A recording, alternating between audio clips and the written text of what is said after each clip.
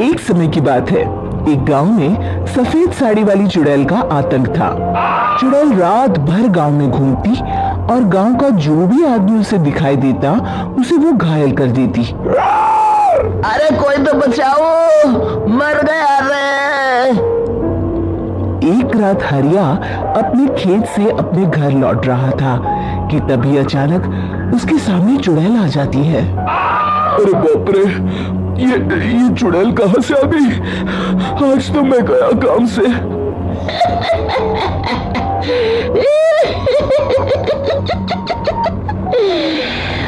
आज मुझे मेरा शिकार मिल गया।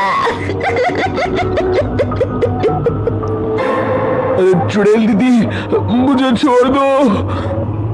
जैसे ही चुड़ैल हरिया की तरफ बढ़ती है, हरिया वहां से भाग जाता है और अपने घर के दरवाजे पे पहुंचता है। अरे भगवान, जल्दी से दरवाजा खोलो, मेरे पीछे चुड़ैल पड़ी है।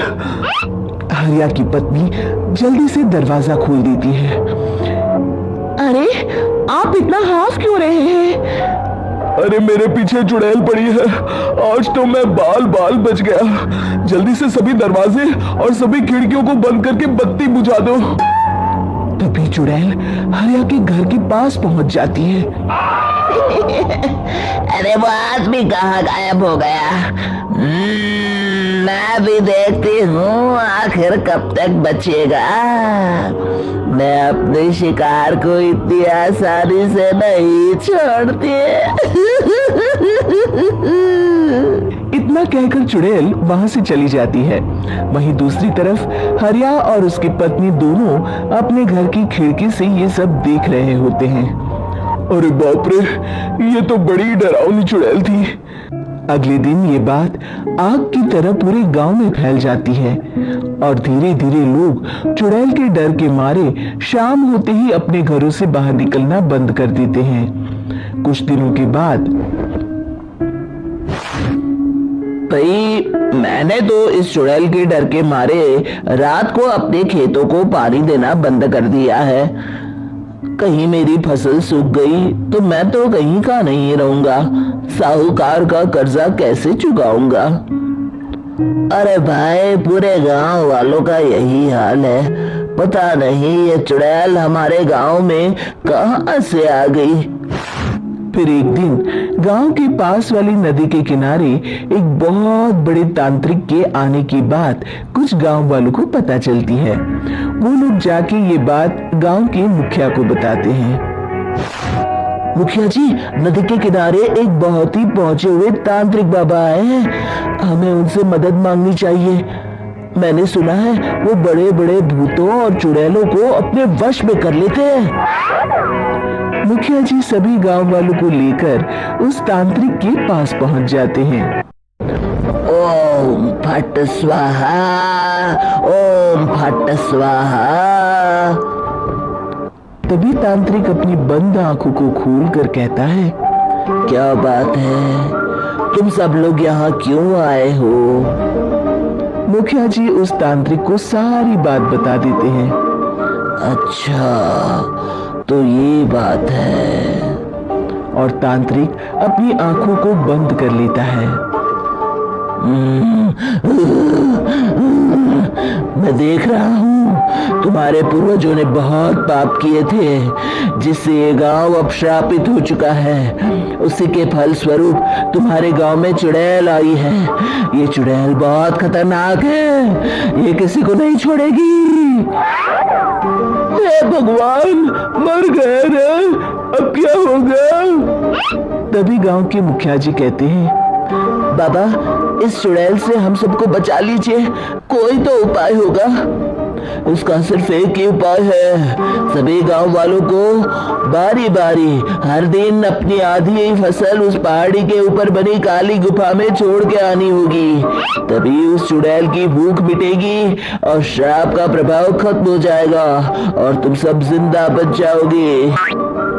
सभी गांव वाले उस तांत्रिक की बात को मान लेते हैं और वहां से चले जाते हैं।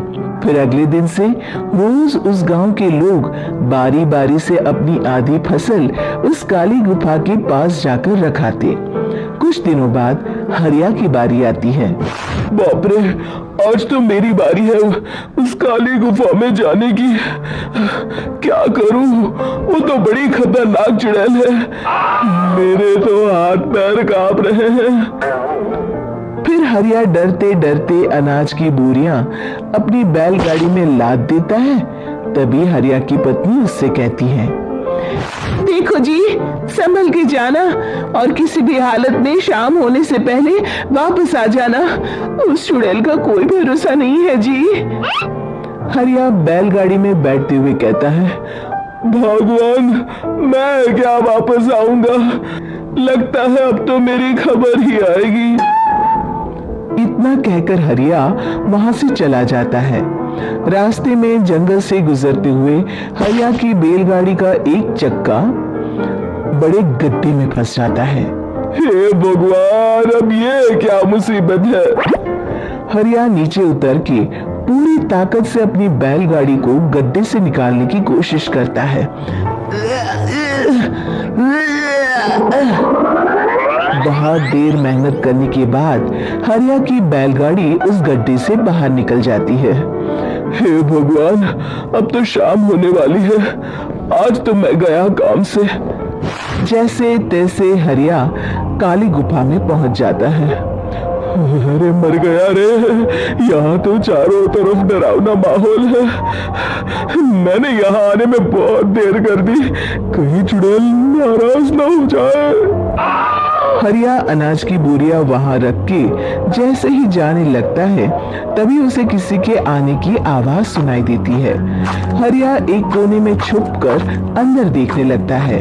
चुड़ैल वहां आती है और फिर अपने चेहरे से नकली चुड़ैल का मुखौटा निकाल देती है। हरिया ये देख के हक्का बक्का रह जाता है। तभी चुड़ैल कहती है, भैया यहाँ आना, आज तो बहुत अनाज आया है। इसे मिलाकर अब हमारे पास ढेर सारा अनाज जमा हो गया है। कल ही हम इसे शहर में बेच आएंगे और माला माल हो जाएंगे। तभी अंदर से नदी के किनारे वाला तांत्रिक बाहर आता है। अरे, ये तो तांत्रिक बाबा है। हाँ, अब तो हम दोनों की जिंदगी मजे में कटेगी। गांव वालों को बेवकूफ बनाना इतना भी मुश्किल नहीं था। लोग तो तुम्हें सच में असली चुड़ैल समझते हैं। हाँ, तुमने सही कहा। अब ये गांव वाले चुड़ैल के डर से जिंदगी भर इस काली गुफा में अनाज पहुंचाते रहेंगे। अच्छा, तो ये बात है। ये दोनों पूरे गांव वालों को बेवकूफ बना रहे हैं। अभी जाकर सबको बताता हूँ। हरिया उन दोनों की पूरी बातें सुन लेता है और जल्दी से वापस गांव में आता है। गांव वालों को पूरी बात बता देता है। इससे पहले वो दोनों हमारा अनाज लेकर शहर जाए, हमें उन दोनों को पकड़ना होगा। उधर दूसरी तरफ नकली तांत्रिक और नकली चुड़ैल बनी औरत एक बड़ी गाड़ी में सारा अनाज लाद के वहां से निकलने की तैयारी कर रहे होते हैं। जल्दी करो, इससे पहले हमें कोई देख ले, हमें यहाँ से निकलना होगा। और तभी वो दोनों देखते हैं कि सामने से सभी गांव वाले अपने अपने हाथों में मशाल लेके आ रहे हैं। दोनों बुरी तरह डर जाते हैं। रुक जाओ, तुम दोनों का भांडा फूट चुका है। अरे मर गए रे, ये गांव वाले कहां से आ गए? तुमने क्या सोचा इतनी आसानी से यहाँ से निकल जाओगे? ये अनाज हमने अपने खून पसीने से दिन रात खेतों में मेहनत करके उगाया है। दोनों मुखिया जी के पैरों में गिर जाते हैं। हमें माफ कर दीजिए, हम दोनों एक नंबर के कामचोर हैं। बिना मेहनत किए पैसे कमाना चाहते थे। हाँ, अब हम आगे से मेहनत मजदूरी करके पैसे कमाएंगे। हमें कुछ मत करना, हमें छोड़ दीजिए। इतना कह के दोनों गांव छोड़ के भाग जाते हैं और सभी गांव वाले फिर से खुशी खुशी रहने लगते हैं। शिक्षा। तभी तो कहते हैं कि किसी भी समस्या का समाधान केवल सूझबूझ से ही करना चाहिए और कभी हिम्मत नहीं हारनी चाहिए। दोस्तों, हमें उम्मीद है कि आपको हमारी ये कहानी पसंद आई होगी। कृपया हमारे चैनल को सब्सक्राइब करें और सभी अपडेट्स के लिए बेल आइकन जरूर दबाएं। और हाँ, वीडियो लाइक और शेयर करना मत भूलिएगा। Bye bye.